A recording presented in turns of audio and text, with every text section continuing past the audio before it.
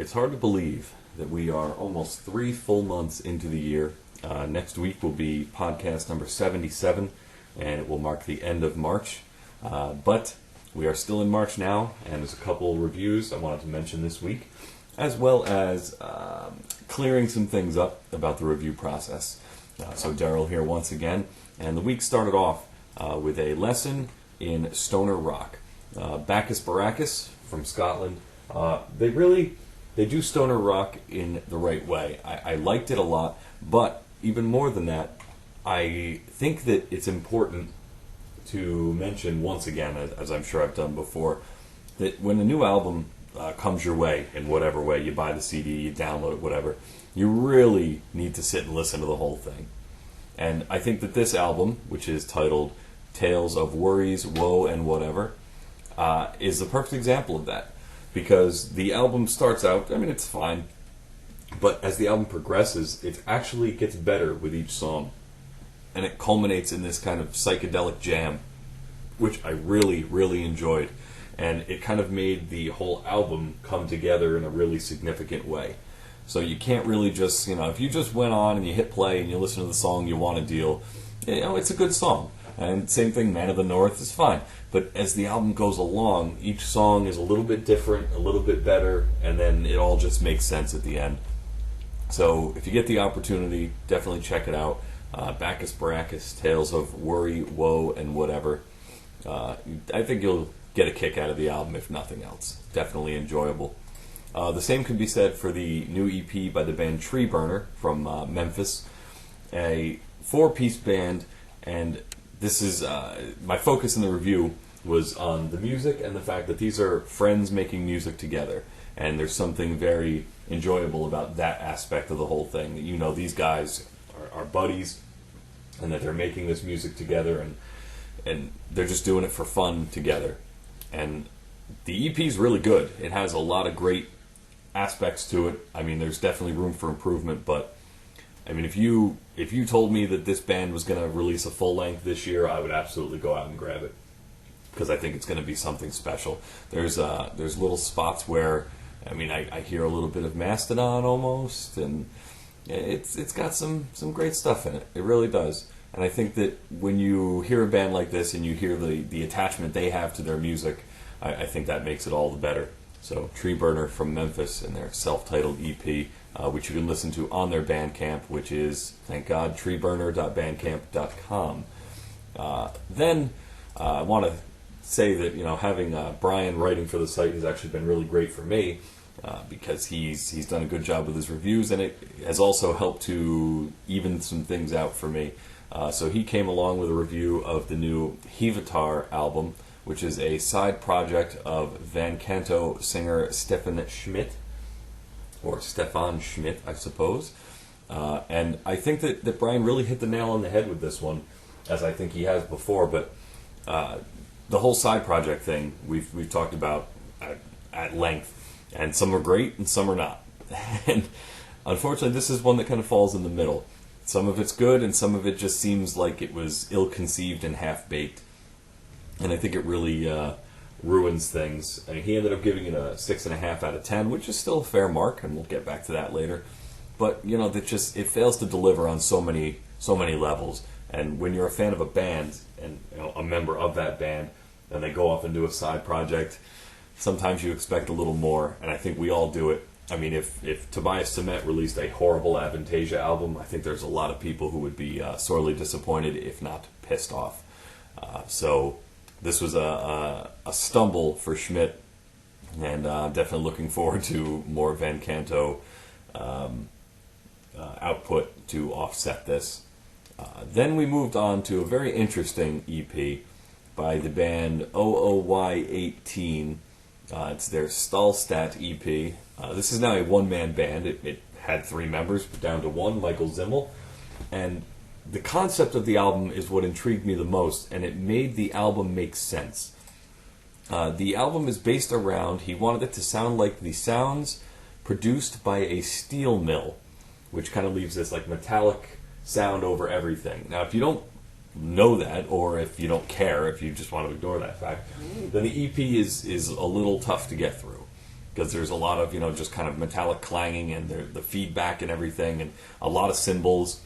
So it almost seems really stilted in that way. But if you take it the way he intended, I think that there's something pretty impressive with what he's doing, because he really recreated that sound while also laying down a metal EP. So, I mean, there's some black elements in there, and I think that when you add those in with, like I said, the overly metallic sound, it produces something very unique and very interesting. So I think you should give it a listen. That's on his Bandcamp page. It's michaelzimmel.bandcamp.com, and the album is Stahlstadt. It's only a couple tracks. I definitely think you could listen to it and you could get it. I mean, it's 3 tracks. You could get it, and I think if you give yourself a chance to listen to it, you might actually enjoy it. And that kind of takes me to the big winner of the week, is the new album from the band Derdian, from Milano, Italy. And they are a symphonic power thrash band, maybe? And I don't know what else to call them, really, but they took a really heavy-handed approach to classical and metal mashup. Because, as I noted in the review, a lot of people think that classical music it's the 4 seasons, it's all soothing. This is not so.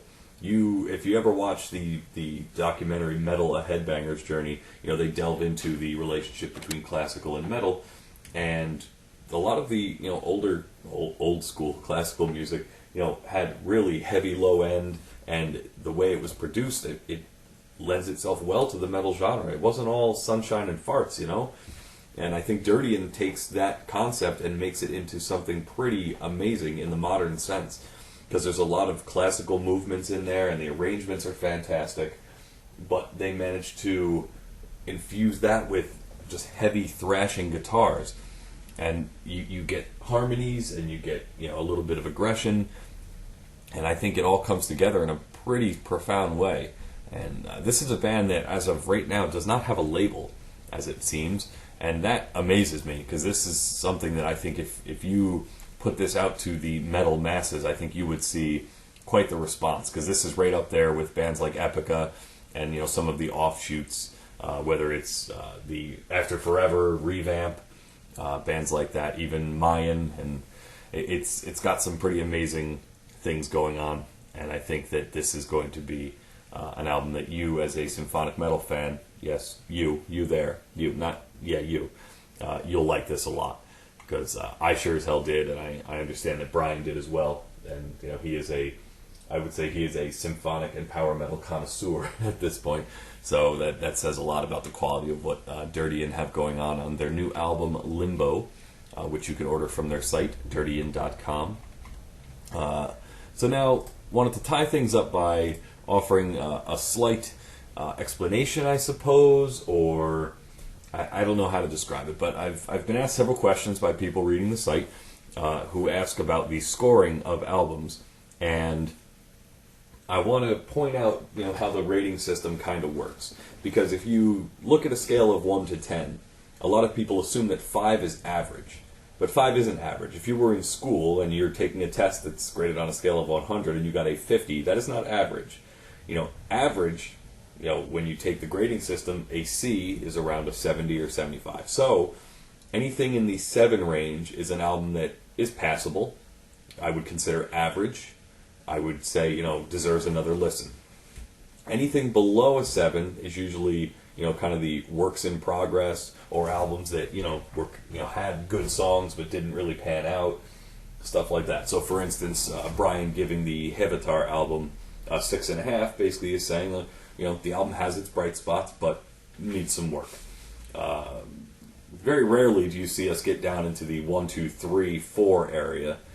We've had a couple examples there of albums that just didn't work for one reason or another, whether it's we don't get it, or we don't have a expensive college education in music reviewing, whatever the case may be. There's been very few albums. I know Justin had given an album a 1 at some point. I don't remember which one that was. Maybe it was Promises Lie, or I don't know. But when you get into the 8, 9, 10 area, the positive side of it, An 8 is an album that's really good, definitely worth picking up, worth listening to over and over again. A 9 is an album that does amazing things. And then when you get into the 10 range, now obviously we've had some 10s, and a lot of people would disagree, with albums that we would give 10s to, because a 10 is not saying the album is 100% perfect and flawless. A 10, to me, is saying that the album is exactly what you wanted it to be and exactly what the band intended. So recently, I think this year I have two 10s. One for the Gracian EP, Pearl and the End of Days, and one for Omnium Gatherum's Beyond. And I will justify those to you in saying that Gracian, there's no way that EP could have been any better. I listened to it on repeat for a solid probably 2 weeks, listening to nothing else in my car, nothing else at work other than that. So that says a lot about the creation of the EP, the songwriting process, the recording process, everything that goes along with it.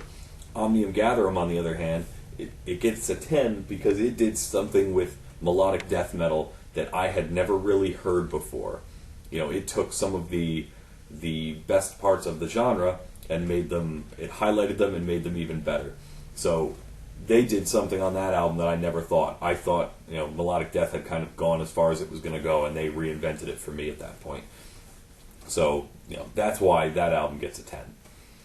Now, there won't be many of those, but, we've had a lot of 9s, a lot of 9.5s. Last year, Blizzard at Sea's EP was a 9.5, and that basically means, this album is damn near perfect, and, there's really nothing wrong with it.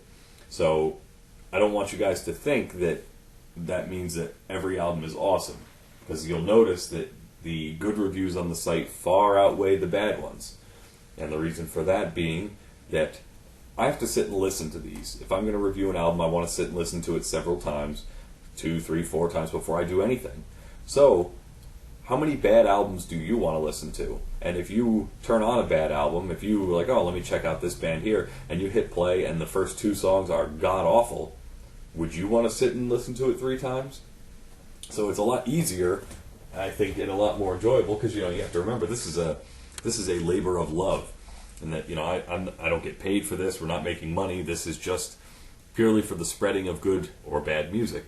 So it's definitely a lot more enjoyable for me to listen to albums that I enjoy, the albums that I want to hear, and every now and then an album will slip in that just needs to be put out there as an album to avoid. But for the most part, I want to give you guys the best albums that are coming out, or the best rising stars, or the best new bands that maybe you're going to want to get on board with. So you're going to see a lot of 6, 7, 8, 9, 10 rated reviews, and you're going to see very few 5, 4, 3, 2, 1s. And I think you understand why that is. So hope that clears some things up. And in the meantime, we've got some great reviews coming up this coming week. On the docket, we have Bacillus from Brooklyn, New York. We have Moradin. We have Mirgraph. And the review of the new Intronaut album, which I cannot wait to unveil to you, because that is an album that is going to be getting a lot of praise from me next week on this podcast on Easter Sunday. And I believe Brian has a review this week. I can't remember what it is. I know he has the new Avantasia on the way, which he was very excited about. And there's one other one that Serenity, I believe. I think he's going to nail Serenity. So, I think you guys have a chance to hear some good stuff. So keep an eye out for the new reviews, and we will catch you guys next week. In the meantime, you should go to our Bandcamp page. You should buy a copy of the sampler for $3, or download it for $2, and I can get rid of the last of these and maybe work on the next. And you should also go to fisterdoom.com and buy the new Fister album, because you fucking should. So until next week, see you later.